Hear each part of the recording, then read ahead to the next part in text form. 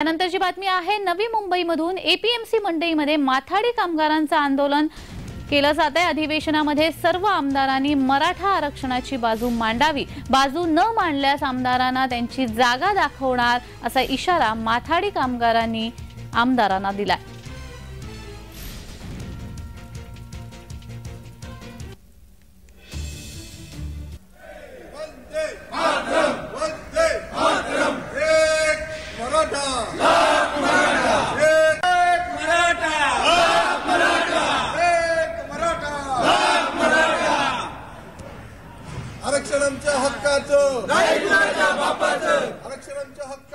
आजच्या अधिवेशनामध्ये मराठा आरक्षणाचा कायदा पारित करावा, त्याचप्रमाणे जे आमची मुख्य मागणी आहे सगळे सोयरेच्या बाबतीत ही आजच निर्णय घ्यावा।